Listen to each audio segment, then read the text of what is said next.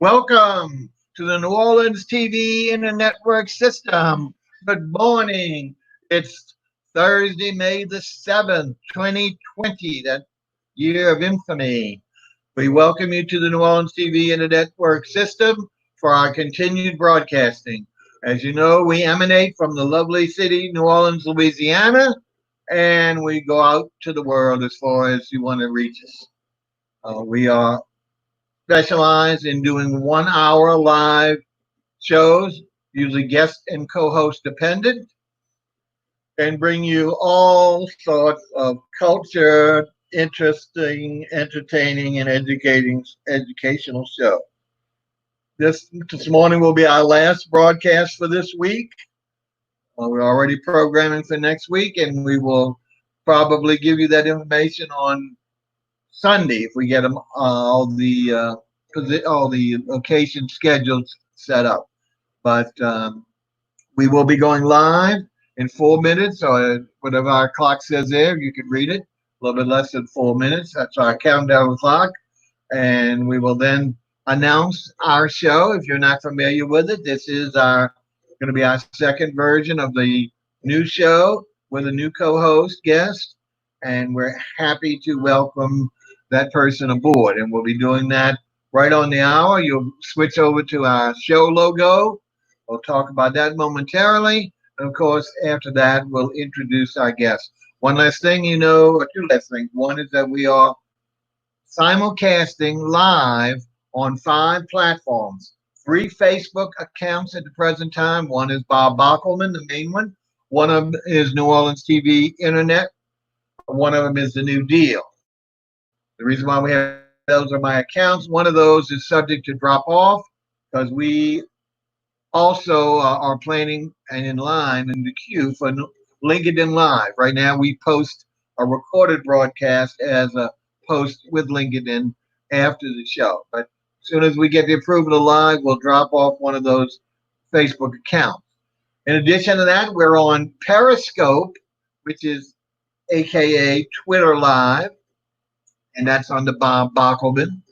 So Bob Bockelman without a space. I'm sure you can find it. Bob Bockelman with a space for Facebook, NOTVIN, on New Orleans TV in a network on Facebook, The New Deal on Facebook, and we're also of course, the most current one and always YouTube.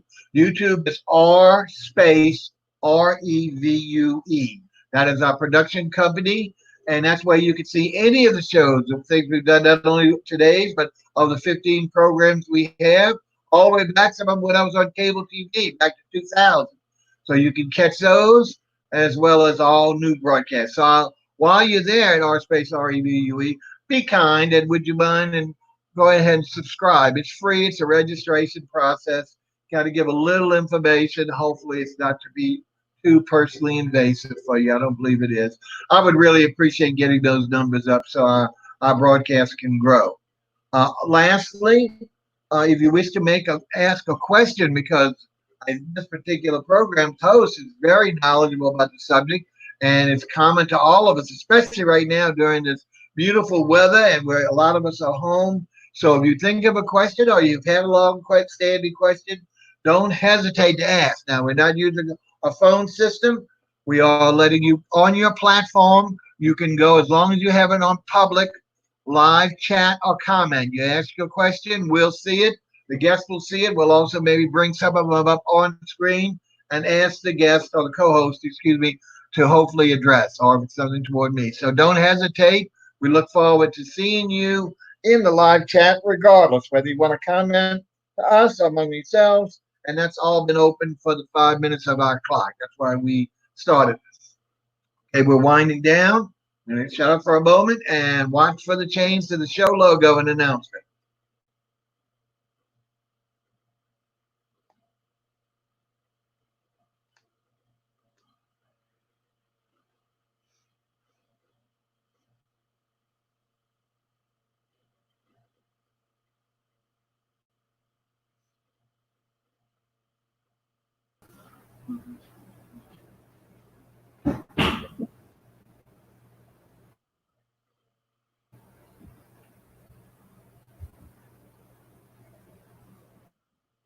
Good morning. Welcome. It's 11 a.m. Central Daylight Time in New Orleans, Louisiana. We welcome you to look at our pretty Revue and hosting beautiful vegetables, flowers. We're calling this Root Review. Roots Review. So this way you know whether we're talking about flowers, plants, vegetables. It's all coming from hopefully the ground, containerized, or what hydroponic, however they're doing. But I think you'll like it. But I also included this floral arranging. So on some shows we'll have a lovely florist and showing us, not necessarily demonstrating, but as always, showing the finished product, which of course is the most important thing. We welcome our members, our viewers from Periscope. We see already some Facebook, 3 Facebook accounts, and YouTube, hopefully there. And we want to go ahead now and bring on our guest. Well, let's bring on me first, okay? So you can see me. There we are with the wonderful name. You see a better picture of the rose flowers. Look at those flowers and carrots, huh? As we said, it's Roots Review, where we'll be talking about gardening, we're talking about floral arranging, etc. And we want to go ahead and introduce to you now our new guest co-host. Her name, there she is in all her glory, Anna Timmerman. She's an extension agent. I hope I'm getting her title right, with the LSU Agricultural Center here in New Orleans. Welcome, Anna. Okay, let's see. Are you there, dear? Yep, now I can talk. Thanks so much. Welcome, welcome. So we appreciate you spending time. She had to come out of a staff meeting, so she's real sweet to be able to grant us this hour.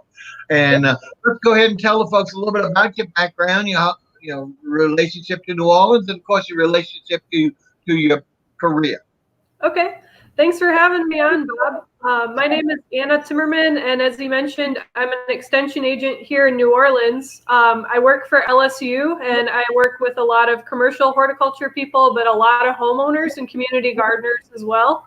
I'm in the home stretch with my master's thesis up there at LSU, so I'm getting pretty excited about that. I'm originally from a farm in Michigan, and I've been here for about 10 years now, probably a little more than that. And I'm from a family of master gardeners, so you could say I was kind of born into it. But I've got a nice big garden here in the 9th Ward. I'm in the upper 9th Ward at Louisa and Roman. And it's been real fun being down here in New Orleans and learning a whole different growing system. So you really are so apropos for the name of our show, Roots Review. Your roots really go back to parent days, huh? Congrats. And you said you've been here around 10 years now. Right? Yeah, it's hard to believe. Look, now, I know we're getting too personal here, but with regard to our current environment, how is that affecting your master's degree situation? Is that really having a significant impact? Yeah, it seems like the fall classes are going to be online. Just the last update that we've gotten, but they're doing their best up there on campus. They're only allowing research on the campus, so I've been working from home and remotely for about 6 weeks now. Right. Well, I mean, but more than likely, it's not going to mean a prolonged, longer time before you get no extension per se. It's just a different change in your venue. Oh, yeah, great. Exactly. Because people are doing it at home, they're going to start extending these programs, so that one to keep especially the younger folk busy, but also not, especially for seniors or like in your situation, where you're anxious to get your certification and you graduate. So anyway, well, good. Well, on our initial show, hopefully some people caught it a few weeks ago. We actually did flowers, and the co-host that time actually previewed her garden. It was lovely seeing flowers she had kind of like a tropical jungle, jungle effect, and had done a beautiful job with a small yard, which of course in New Orleans, that's common, not unusual. So she had made the most of her property to really develop some lovely flowers.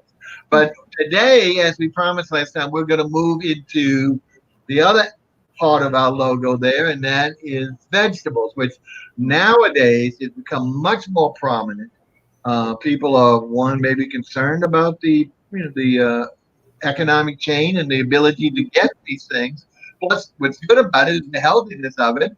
and the availability of it. So it's kind of keeping people busy with when they have more free time on their hands being home, but coming out with such fruitful, literally fruitful produce that they can use. I read somewhere where some guy, person had projected, or an agency like yours, how much money, because they were saying, well, we're going to all this expense. Is it really going to be paying off, in the long run, as opposed to just for the satisfaction? And they said, like, the first year they gave an average amount, and I forgot what it was in dollars and cents, but they said the first year was basically break even. The second year they continued was a little bit. By the third year, it was several $100s, not several $100. I forgot the exact figure, under 300, between 150 and 300. And the family was eating and consuming and not having to buy. Yeah. And if some of these things become scarce, like we're hearing meat now, then the prices are going to rise. And of course, with our economic problems, that might not be good for us. So this is a great time to get into this. And before we say anything, or before we see your great pictures from your garden, anything you want to tell us in addition about vegetable gardening? Yeah, we're seeing that at the Ag Center, that there's a huge spike in new gardeners who grow vegetables. And I think it does come down to some concerns about food security. People are home too, they're looking for something to do, and the kids are home. And gardening is a really great thing to do together like a family. And it's a really good thing to teach young kids how to grow their own food, where it comes from. So that's who I'm seeing getting involved. And our call volume here at the Ag Center has gone up, and it's mostly new gardeners. Yeah. So, all right. Well, let's go ahead, and we want to go ahead and bring up our first picture. Bear with us a second. Here we go. All right. Can we see that here? Let's see. Yep. There we go. Look at that. Oh boy. It's a baby tree. Now we should also preface these comments that these shots were several weeks ago. So Yes. I believe, is that correct? So Yeah. a lot of these things may be much more mature and also more fruitful, or the fruit might have actually turned color. So we're going to see different stages, but most of them are several weeks old. So they're nothing like ready to snatch off a tomato or anything like that. But No, it's still pretty early. but they still seem like I don't even know what. That's how urban I am. I don't even know one plant from another what they look like, except a mint because they use it in tea. So tell me, what were these little? And what do you call these? Not seedlings, what are plants? Yeah.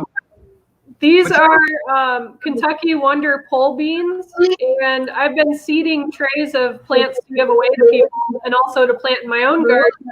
But what a lot of folks don't realize is that the dry beans they might have in their kitchen are usually viable, and you can plant those. So if you've got a bag of red beans or black-eyed peas, you can actually plant those now out in your garden. Just the beans. Just the beans, yeah. And what I found, and Camellia brand is probably going to owe me some money, but the Camellia brand dry beans, they sprout really well, and we're getting good germination on them. So, taking that example a little further, if you took, just throw out maybe 5 or 10 beans as opposed to 100 or whatever, a whole bag, that might be too many. Are we talking about individual plants from each one, or would it be just, how would that be?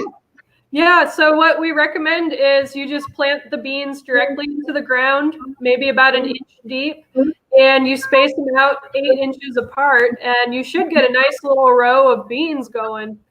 And would they look something? You said this, what type bean is this, you said? They'll look just like this. This is a Kentucky Wonder pole bean, and I have these planted in trays so that I can give them away a little more easily, but I could have just as easily put these right in the ground and they would come up like that. And all the beans are going to look exactly like this. And when you say pole beans, that means it has to have a pole to grow up like a tomato plant? Is that what you're saying? Yeah, there's 2 kinds of beans. There's bush beans and there's pole beans. And bush beans don't need any trellis or any kind of support, but the pole beans are climbers. They're really nice to grow against a chain link fence, or maybe some bamboo poles, make a little teepee, because they climb upwards and they're productive all summer long. And about how tall do you think on the average these would get? The pole? Usually they get about 6 feet or taller, and then they come back down. So they reach the top and then they start going back down. Oh, cool. That's kind of fun. And would you say, I mean, do the beans just grow off the branches, or where do the beans actually show up on the plant? So they'll actually show up all along the stems. They flower first, and then those flowers are self-pollinated. They don't need any bees. And then the beans will start to form. And you really do have to pick your beans almost every day. Otherwise, they'll get too big and tough. I like to check mine first thing in the morning, and I usually pick a nice handful. Wow. That's amazing. And did I understand you to say, like, it would come back next year, or everything has to be rebuilt? You'd have to replant these. They're considered to be an annual crop. So you can actually let some of those bean pods dry out and save those seeds.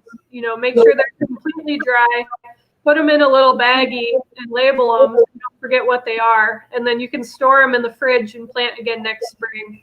Fantastic. I'm glad we're doing Bean 101 because and are you saying any kind of, we talking about red beans, white beans, anything like that? Anything like that. Lentils, that's a pea, I guess. I don't know. Lentils are a pea. This time of year, you really want to stick to the true beans or what's called southern peas, like a purple hull pea or a cow pea. Those would grow in our heat just fine. Oh, fantastic. This is really, that's fun. That's glad.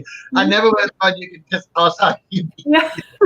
It's a fun activity to do with kids because who doesn't have a bag of beans, you know? It'd be great for younger children because you're not going to be as precise as an older kid. So that would be great that they can you think the whole world seems like a game. All right, let's move on. This has been quite exciting for a little. All right, now what do we have here? Wow. Oh, yeah, these are some mirlitons, and everybody knows what those are here. We love them. We love them. Yep. Now, so these are some mirlitons that I'm actually sprouting to send out to some community gardens. And you see how they're planted with the bottom, the base of it's kind of under the soil. But most of it is above the soil, right? Or laying across the top of the soil, huh? Yep. And you want that top part to stick out, but these have already just started to sprout. And once they get going, I'll send them out to all the different gardens. These are great to grow on a chain link fence too. I guess back in the day, that was real common for everybody to have a mirliton. Yes. Oh, yes. Mirliton vine on the fence. I saw it all the time. So, and the stem or the vine itself will just grow somewhere from the proximity of the mirliton. Is that right? Yeah, it just grows right out of there. Actually, that whole mirliton is considered to be one giant seed. Wow. And again, these will grow taller than a page fence if you had it, or would you think that would be its height, 4 feet? I've seen them grow up some trees before, too. So they will find the sun. So whatever structure you have, they will grow on. Fantastic. That is great. Now, all right, that is really, the melatonin, you can't beat that. That is so cool. No, especially for the holidays. I don't believe it. Come Thanksgiving. Now we have a hand.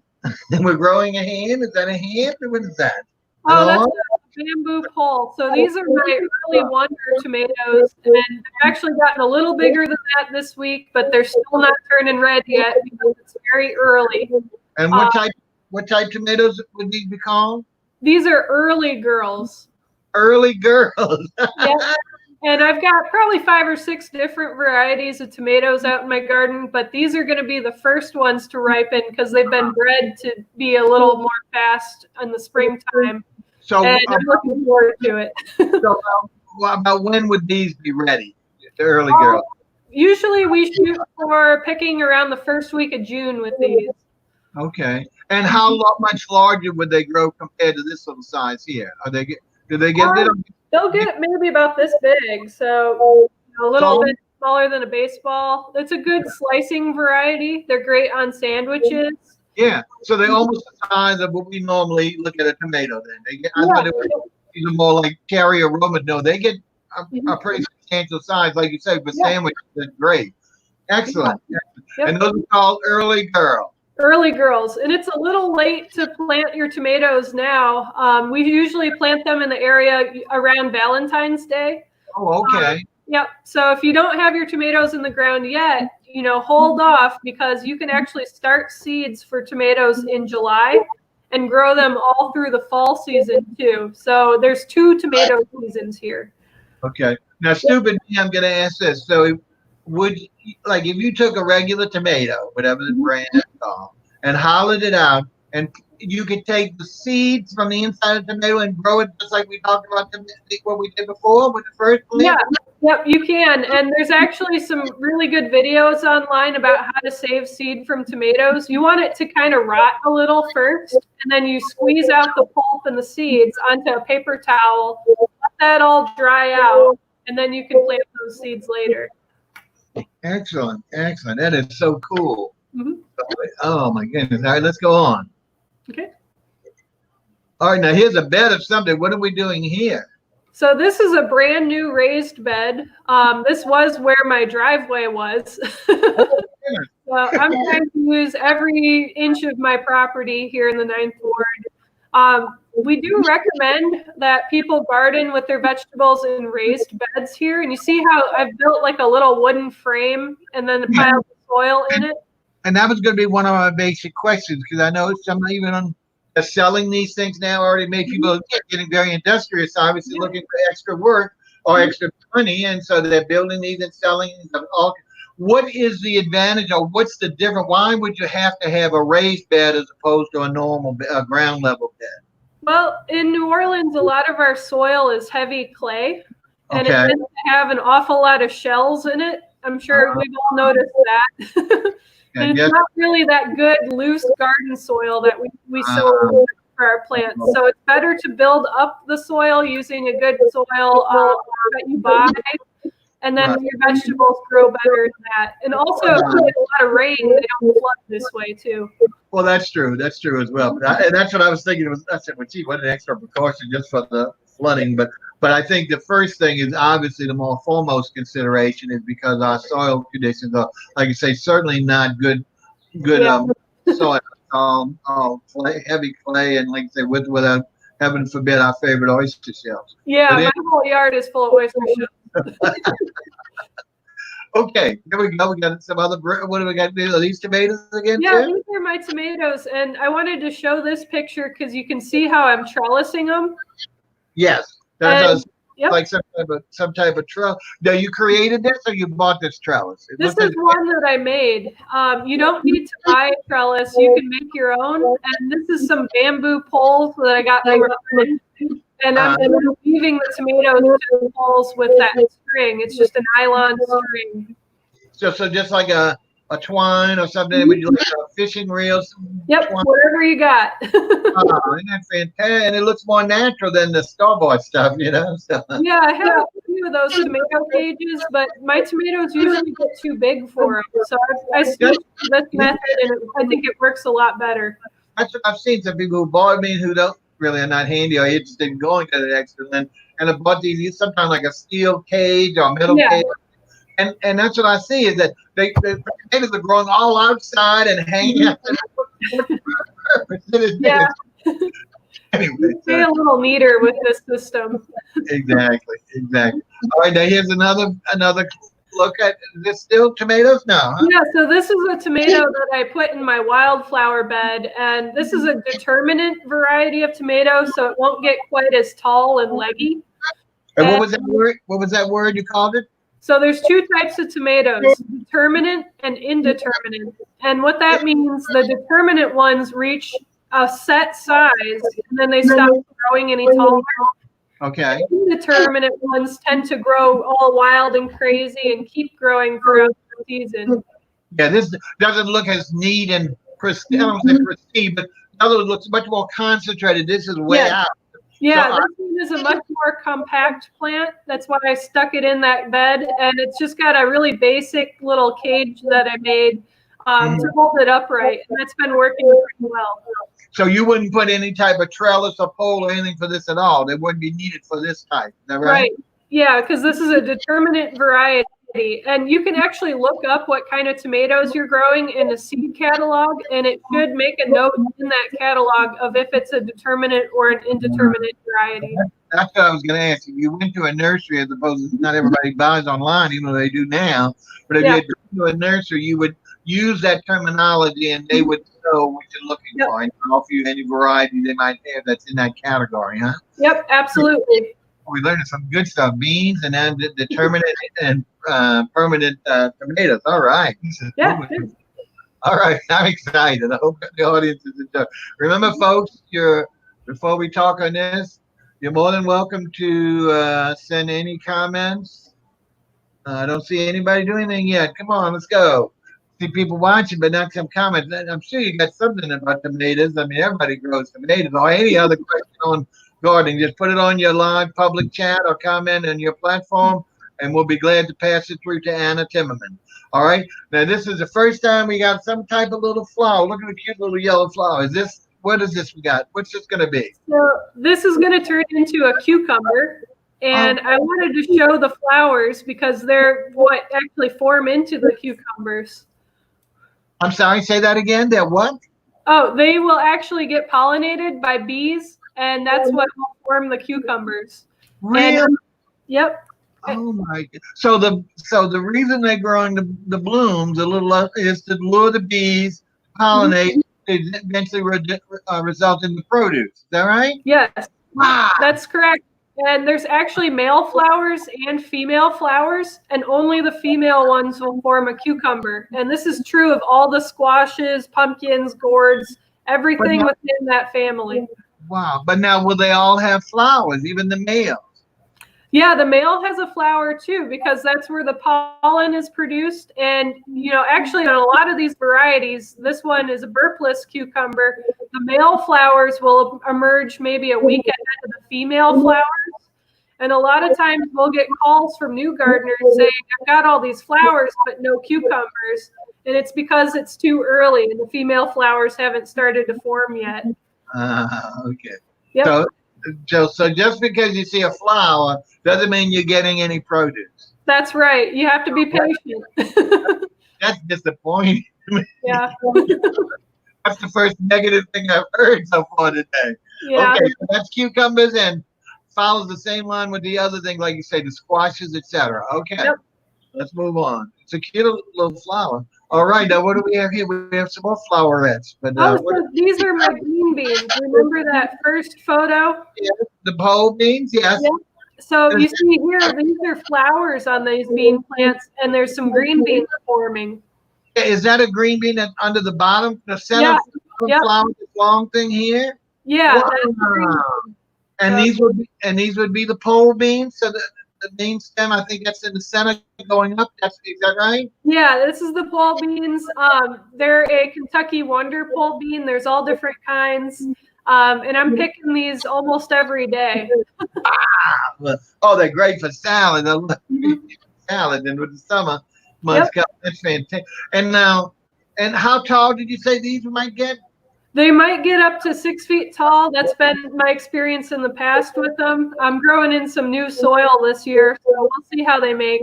And the beans would be all the way up and down, or is it all up and down? Yep. Wow, fantastic.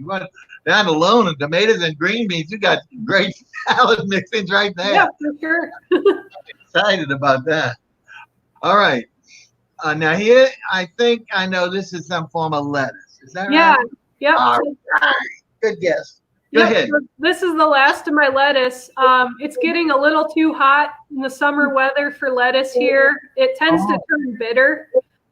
Oh, really? So when is the planting time for a good time in New Orleans for lettuce? Is it generally for every lettuce or just certain lettuces that you're talking about? Generally for all lettuces, you can plant anytime from roughly October through March and into early April. Yeah, it's a little late now, but lettuce is a really quick crop, especially the loose leaf types. Like this is a loose leaf. You see, it's not formed a head like you think of like romaine. The loose leaf ones are a little easier to grow here. That's what I was gonna say. This isn't from now. Here's the finished product. When I say finished product, plucked product, and this is what she does with it. Is that right? Is that the same thing? Yeah, that's the same thing. And to get a continual harvest, I only pick the big leaves, typically on the outside of each plant. Yeah. And that way I it read, keeps going. I read that on another gardener thing is that to harvest lettuce, you don't take the whole thing out. You start Yep, from outside working in, and the big and that's those. right. So that's correct. Yep, Okay. that's correct.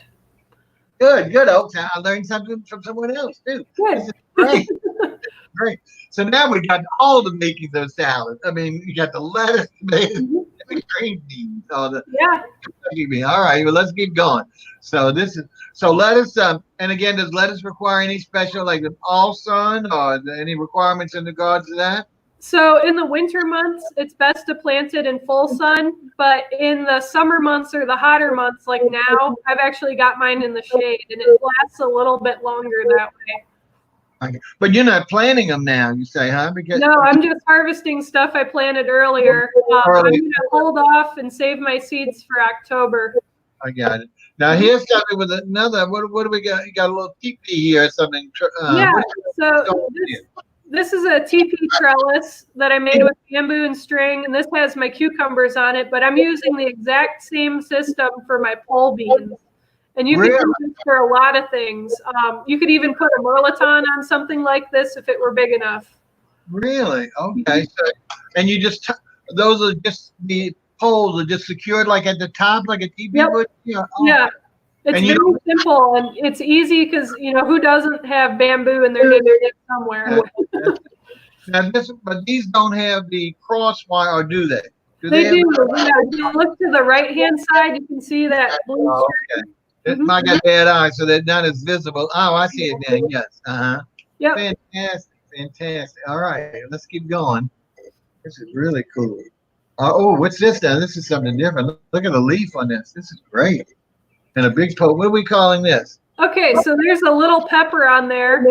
You can plant peppers all summer long, and that goes for your bell peppers, your sweet peppers, and your hot peppers. And this was actually the first pepper to come on in my garden. They're a little bit bigger plants now. I like growing a variety of hot peppers and sweet ones and a couple of bell peppers to use in the kitchen. Now, do these all grow? Do they need poles? How tall do these grow about? They don't need any support. They will get a couple of feet tall. Some varieties get even taller. I've got some that get about 4 feet, 5 feet tall if you let them. And Peppers are a tropical plant and they like the heat. So they do quite well for our summertime and they need full sun.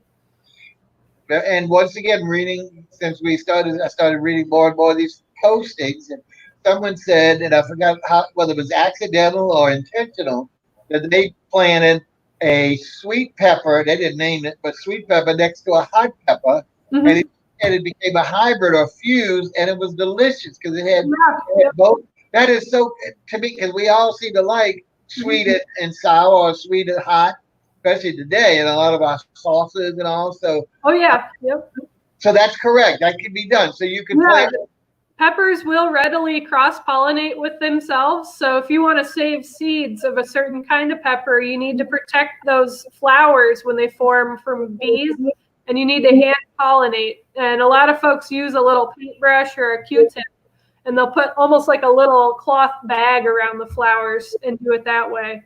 Ah, I see. To protect it, huh? To make Yeah. sure. But then, so then you would just intermingle the seeds in the dirt. Is that right? If you wanted to do what that example I was talking about, that sounds so intriguing. Is that right? I actually start these in trays. The seeds are very, very small of a pepper plant. We've all seen that when we cut up a bell pepper or jalapeno. Oh yeah. They need hot weather to really germinate and take off. So I like seeding them into trays, and then when they get about 4 to 6 inches tall, I'll plant them in the garden. I got it. Now, you'll say you hollowed out a green pepper or a bell pepper. Mm-hmm. All of those seeds, there's, like you say, quite a bunch inside. All of those would produce basically one plant. Yep, that's correct. And you can save the seeds from your grocery store peppers. You would just dry them out on a paper towel, for a few days, and then you could plant those. But would you necessarily need all the seeds for one plant, or could you divide and get 2 or 3 from that? How would that work? Well, you only need one seed to make one plant. And if you Oh, think okay. about it, one plant's going to produce multiple peppers. So you can save those seeds, give them away to your friends. It's good to share seeds. So, but what I'm saying is, if you were concerned or scared that your seed wouldn't grow, and let's say you put all the seeds in one hole, Yeah. what would happen to that? Would it produce multiple plants or It one? would, yeah, and they'd be so crowded that you'd want to really choose the best ones and separate them out. I got it. To give them enough space to really grow. Grow. Otherwise, yeah, they're frustrating each other. I see. Yeah, they don't like being crowded, so you want to give your seeds room. And when would these be harvested? What part of the summer about? Oh, they're starting now, and I've had peppers go all the way into the winter months. And if we get a real mild winter like we had last year, they'll actually go into the spring. Wow, fantastic! Yeah. Oh, that's great. That's great. That is really great. I'm excited about that. So yeah, look at a little pepper. Huh? Yep. All right, is this cilantro? I'm hoping. Ooh, that's actually celery. What? And this is celery that I grew from the base of a celery plant that I had in my fridge. Wait, now I'm confused.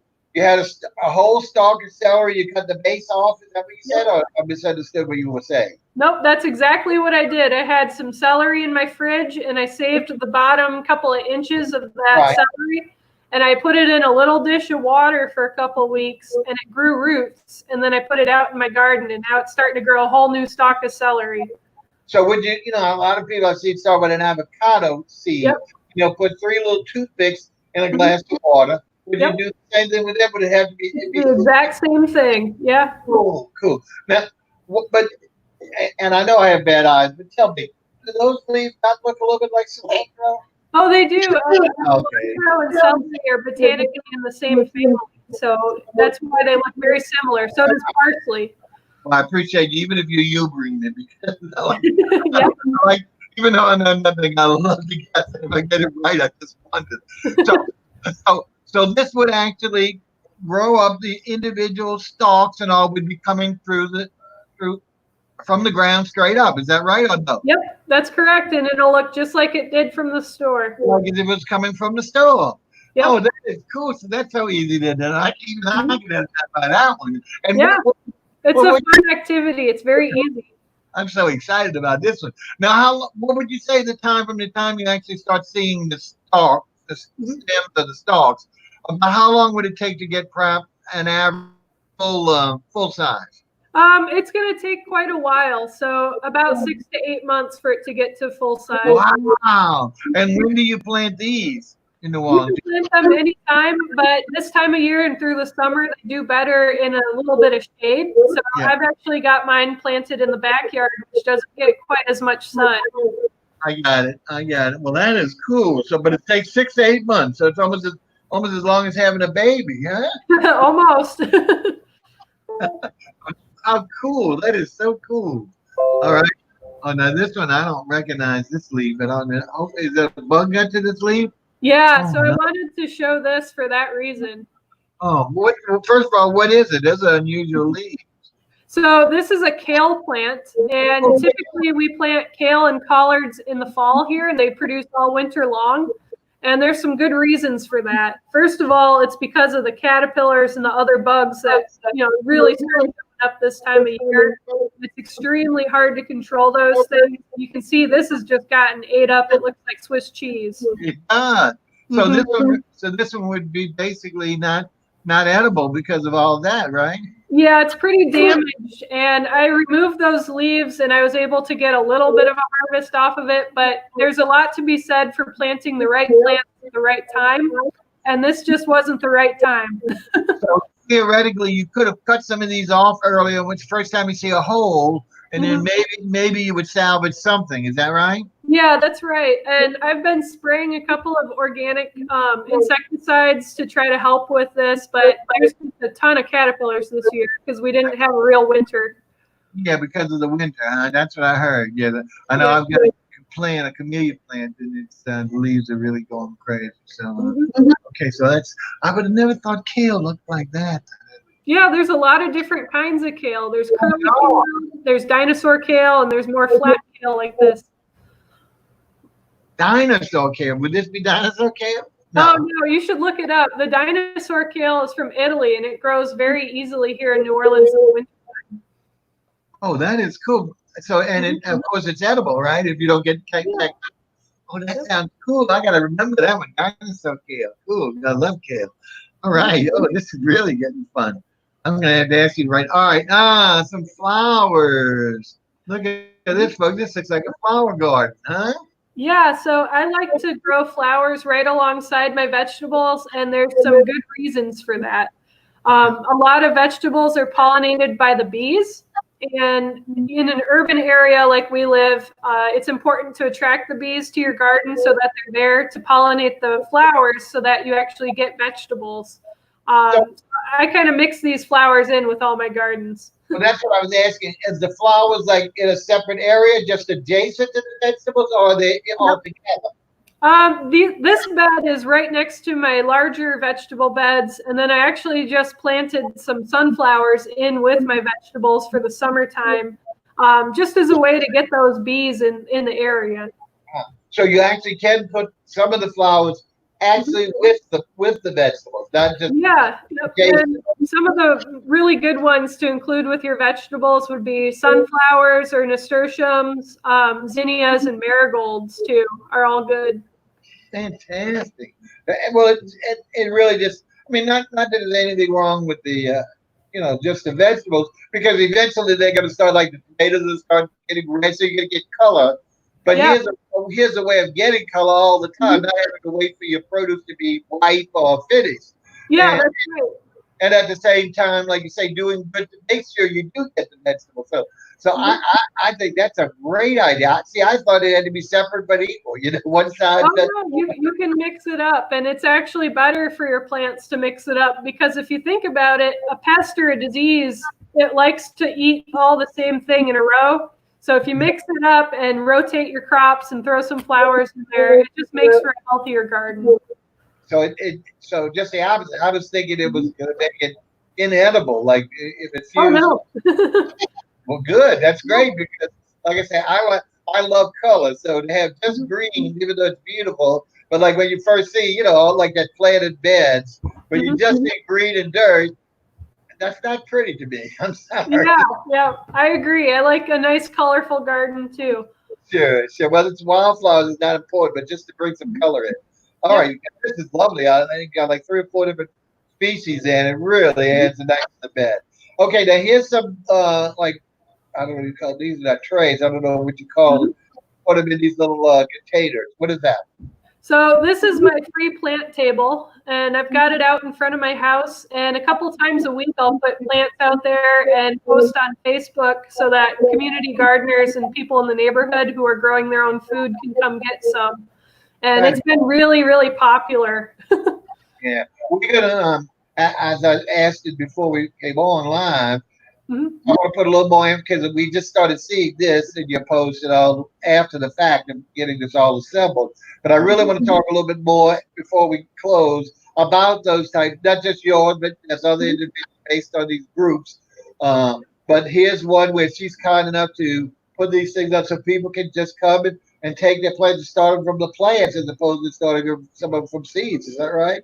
Yeah, that's correct. And it saves people a little bit of time, because these plants are already a month or 2 old by the time they go out. So you get your vegetables a little quicker that way. And see, I'm so impatient. Even the flowers that started to grow, I will not buy seeds. I will always buy a plant. I don't care how small it is, as long as it's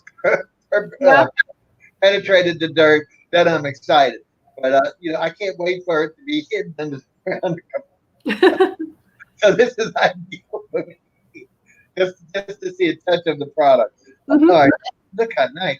And just off the tag, can you see what kind of things you have out there? Those little well, it's different every week, and I follow a planting calendar that LSU developed. So I make sure that the plants I'm giving away are, the right things to plant for the month that I'm giving them away in. And this looks like it was a lot of summer squash, maybe some watermelons, and some more of those beans. And those little pieces of paper, are those like the names of the plants? Or?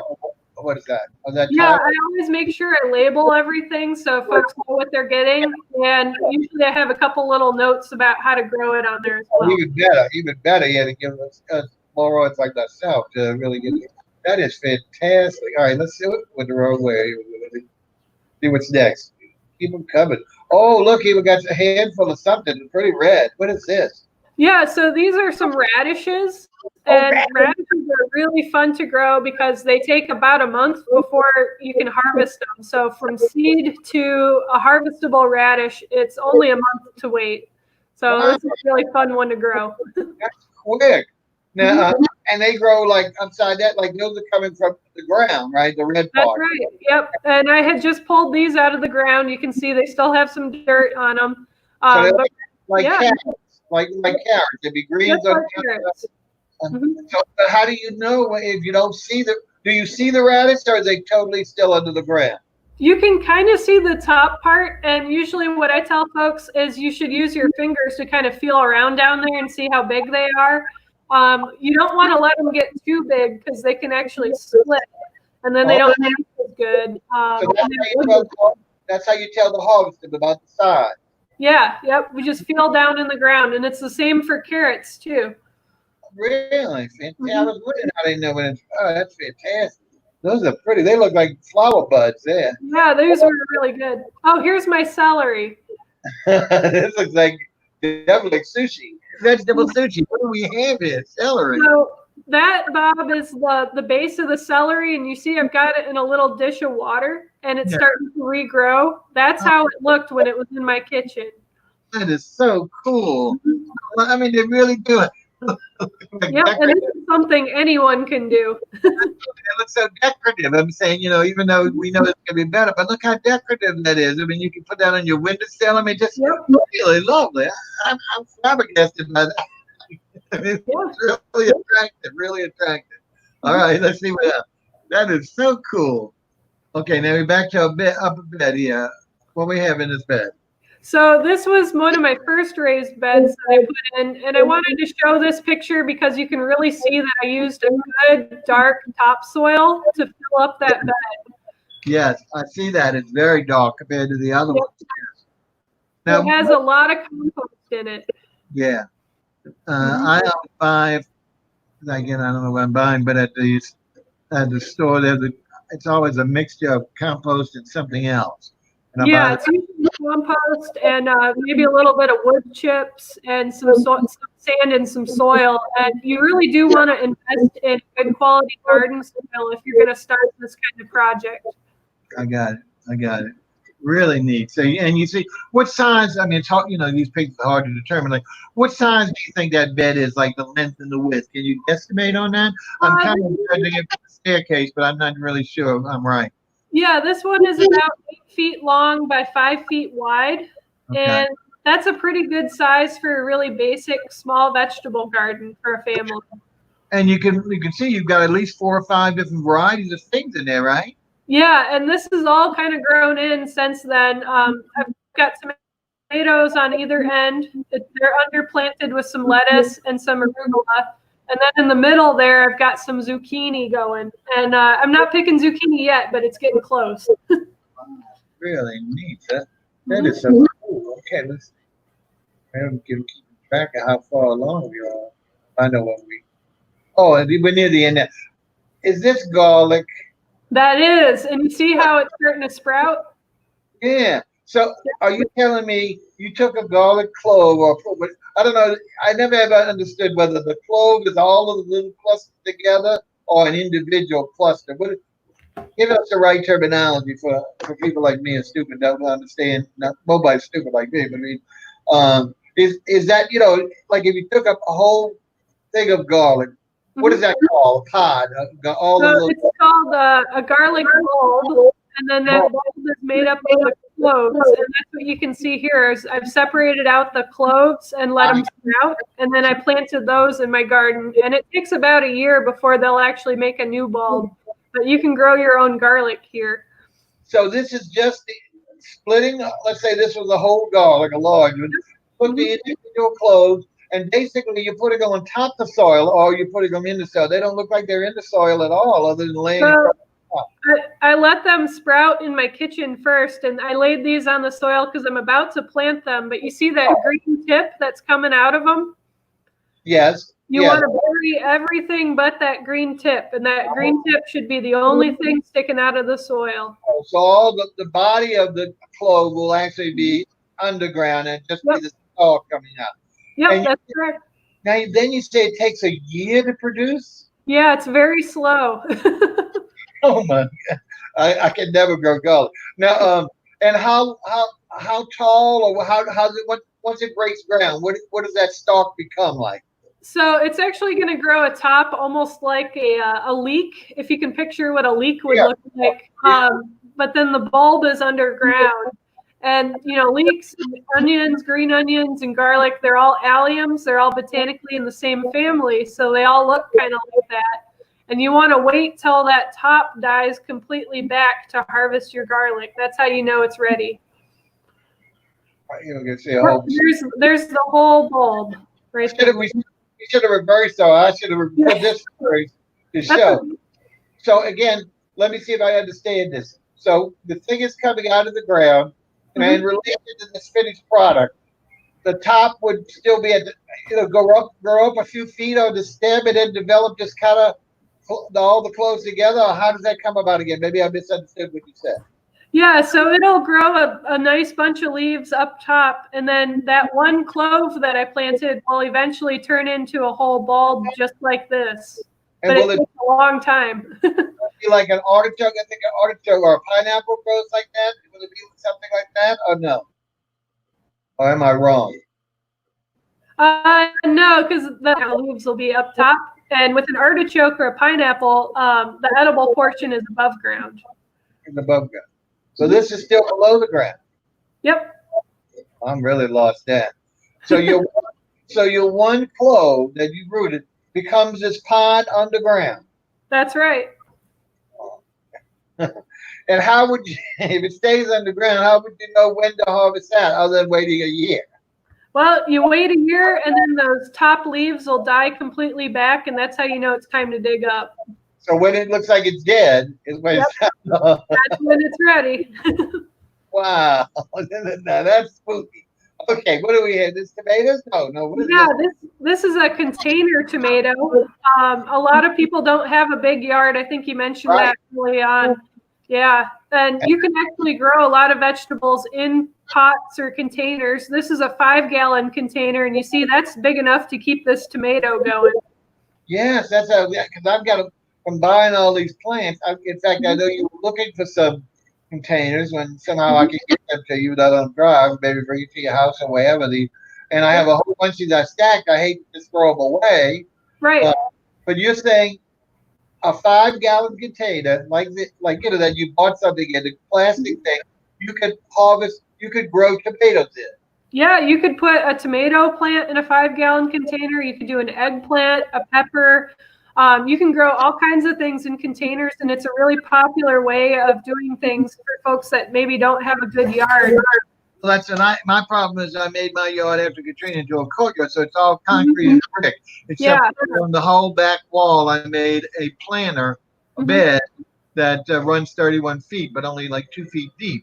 And that's where I was planting all these flowers. But I also tried this new containers by taking new garbage cans, buying those, and I'm growing some hibiscus, and I'm growing camellias, and also these juniper trees. So it's amazing. So I can grow tomatoes.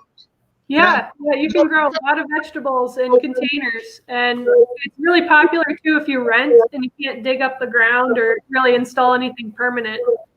Yeah, is this only one plant in there because it's so full? I see the trellis. Yeah, they really do need that much space to thrive. I got it. But a 5-gallon plant could service almost most of the tomatoes in different species. Is that right? That's right.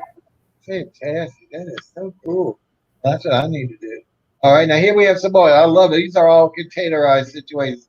So this picture is from work, and it's a courtyard, and you see how that's all concrete too. Yes. We've got all kinds of things growing. That's a jalapeno in the front. There's some lettuce in the back. And right in the center on the right, is that the jalapeno or the smaller one on the left in the front? Which? It's a bright the smaller one in the left and the front. That's a jalapeno in the foreground. Yeah, what's next to it on the right? It's bright green. What is that? That is the lettuce. And yep. And these are actually fabric pots. I don't know if it's easy to see from here, but they came in the mail. They mail them flat.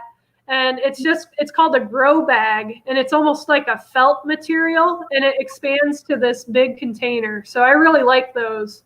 But are the plants already in there, or it's just a bag? Nope, you can just order the bag and then fill it up with the soil that you buy, and then you can plant into them. I got it. All right, we're moving along here. This is last. Now, notice, folks. Oh yeah.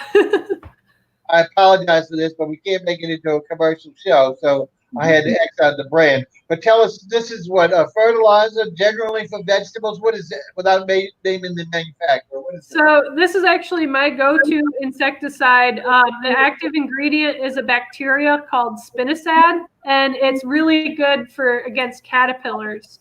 So I've been recommending this a lot for vegetable gardeners this spring because we're starting to see things like fruit worms and hornworms, and they can get in and eat all your vegetables up in a quick period of time. Do you just spray that, or is that poured on? How is that done? You would use a little sprayer like a hand sprayer to apply that. And I like to do it a couple times a week or after a big heavy rainstorm. That's a good time to do it. And when I'm mentioning the name, like, is there a generic term for what it is? Yep. So any garden center is going to have it, and the active ingredient is spinosad, and that's what you should ask for. And it comes in a lot of different brands. Is that starting with an F or a PH? With an S. Spinosad. Oh, spinosad. Sorry. Okay. So, and those should be sprayed, you say, at least weekly? Well, this has been fascinating education. I'm going to ask you, if you don't mind, and I know you're too busy to do this, but kind of make a list of some of the things we've seen today and some of the things we've talked with regard to, like, each plant. This is sun, this is this. I think I'd be glad to publish it separately on our thing as well, but just for my own knowledge. But I think people, would be fascinated because I know, like I say, to me, it was fun and educational because I know nothing about it. I'm a duck. And, try to at least encourage it. Now, especially with the containerized, I've always said, well, there's nothing going to go here because I don't have any more soil. But that's perfect. And especially if this goes on, I think we all need to think more along the lines of why not do some of it yourself, even if it's just to supplement what you buy or some of these unusual things that you might not have at the store. That's even better. All right. We only got 8 minutes, and you did a wonderful job, Anna. I know everybody applauds you. Let's talk a little bit. You mentioned about your free table in these community gardens or whatever for at least about 3 or 4 minutes to get that in before we say goodbye. So tell us about that, how people can avail themselves of this, and who's actually doing this on behalf of the community. Okay. So right when all the quarantining started, we had a couple of Zoom meetings, actually, myself and some nonprofits from around town that I would normally be working with. Some of them are Sprout NOLA, the Edible Schoolyard, some of the local urban farms and nurseries. We all decided to kind of DIY it and get these plants out to the community for free as a way of providing a mutual aid service. We're all experienced gardeners. We all had our own personal stash of seeds and pots. But we ended up just started, off the cuff, starting these free tables all around town. So in New Orleans, can you tell us where a few might be for those? Because not everyone guess where yours is. Again, I know you said your house, but can you give a little more specifics for someone? Yeah. So they're all around town, and you can actually request plants from Sprout NOLA's website. And if you Google Sprout NOLA, they'll come right up. But sproutnola.org, everyone, because everybody usually does com, but on the nonprofit. They're .org. Did you say plural or singular sprout? Singular sprout. Sproutnola.org. Okay, great. Go ahead. What's on it? They have a little request form on their website, but then also there's 2 Facebook groups where folks that are providing free plants post when we have them available. And, my table's here in the 9th Ward on Louisa at Roman. And when I have plants on it, I post to several different groups. And the best ones are the 504 Community Gardening Project on Facebook. Okay. That's a really good one. And then there's another one called How NOLA Grows Dat. That's DAT. You know, and those are the two groups I recommend. Yeah. You know how to misspell. Don't tell us that. Yep. Any other locations that you can tell us about? Yeah, there's one in Frenchman Street in the 7th Ward. There's another one, I think, on 3rd Street in the Irish Channel. And then there's some pop-up locations that kind of move around. And I think they're doing pickups in Mid-City now through Sprout NOLA. Oh, fantastic. None up there for us people who don't go way out there. Yeah. Yep. Yeah, there's some options. And what I found is that, you know, we're loosely organized and we all live in different neighborhoods. So we're trying to help our local communities. Done a bang up job. Okay, folks, I mean, I know you've enjoyed this. It has to be mind-boggling if you didn't have fun with this. Anna, let's go ahead and talk a little bit about the future. As she mentioned before the show, that she's waiting with the governor's proclamation of state employees, what they're moving forward as we try to move to whatever they're calling the new normalcy. That's right. We're hoping to continue this at around this time and day. That would be our goal. But if it has to change because of her schedule, it will do so, and of course we'll notify you. Now, we also kind of threw out a topic just for the next one, whether it's the same day and time. And what was that? Why don't you tell the folks? Yeah, we're going to talk about community gardening because there's quite a few new ones getting put in around town and some older ones are getting revitalized. People are at home, so. Because I know this started, I don't know how many years ago at post-Katrina. Mm-hmm. All of a sudden it got to be very popular. Yep. And they were doing it left and right, which I was so thrilled by different neighborhoods. And then all of a sudden, one by one, they started falling into disarray or lost community volunteers. Yeah. Yep. But what better trigger? One of the positive things come out of this is the rejuvenation of those and the creation of new ones as a result of this scenario. So I think it's a great thing because, again, people might want to do it, especially with time on hands and if they're not going back to work.